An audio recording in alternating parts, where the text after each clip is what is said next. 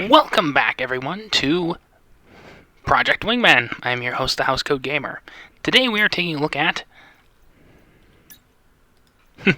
the F-14.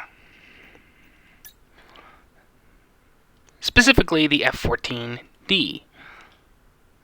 I don't like any of the color schemes. But what can you do? The F-14 is the ultimate result of the Navy having just about enough of McNamara's nonsense. And Grumman designed this as a replacement for the F-111B. Now, while this is lighter than the Aardvark, than the naval Aardvark, it's not by much. It also used the same engines as the naval Aardvark, which purportedly had a tendency to flame out a little too often, which is why the future variants were upgraded with General Electric, I believe it was F-110 engines. I will have to double check on the designation. And it was only exported to one nation, much to the regret of the United States. Iran, which shortly after, getting their hands on them, underwent a bit of a revolution, and it ended poorly. Let's just put it that way.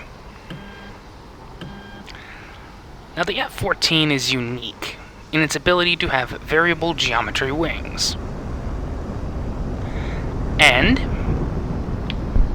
in this particular game, is the last plane to be referred to as a Presmobile.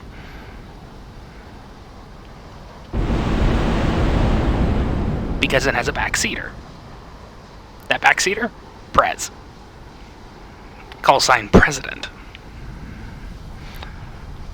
Now, the F-14 was designed as a carrier-based interceptor, though in the twilight of its career it began being used as a bomber. Because the Super Hornet could carry AMRAAMs, and despite the incredible capability of those huge missiles, the AIM-54 Phoenix, by the way, it was kind of outmoded. And while it's certainly better than most carrier-based aircraft of its day, or preceding it, like the F-4 Phantom, well, it just wasn't maneuverable enough for today's dogfight-centric environment. Despite the fact that this thing has a gun, it is primarily designed as an interceptor. In fact, there's a reason those things in Ace Combat were called XLAAs. They were long-range air-to-air missiles.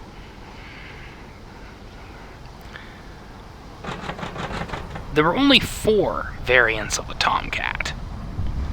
A through D, and all of them were 2-seaters. This particular variant is the F-14D.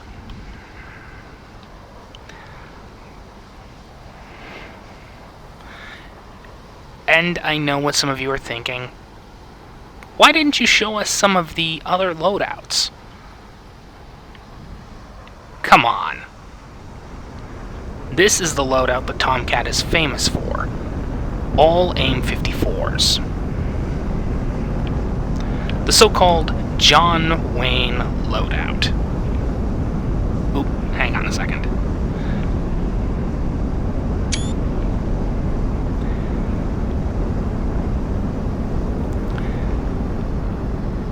That's gonna be the thumbnail.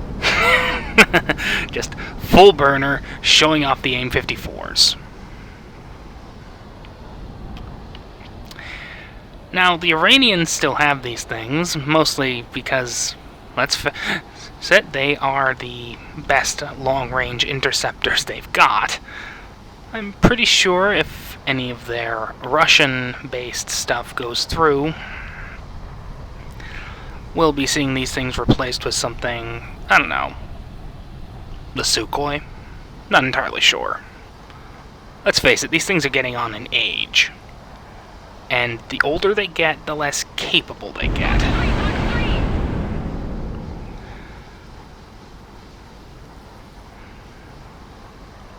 And I severely doubt they could actually manufacture these things. They don't have all the tooling, they don't have all the blueprints.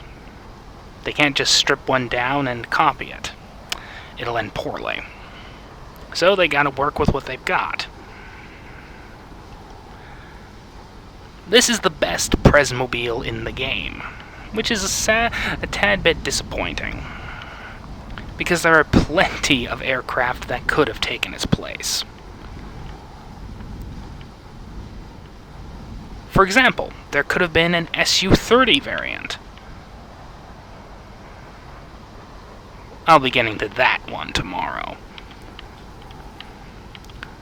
But do I like Grumman's Last Fighting Cat? Well, I'm not a Top Gun fan. In fact, I don't like the movie at all. But, hey, naval aviators despise the movie, even if it did boost recruiting efforts. Housecoat Gaming, signing off.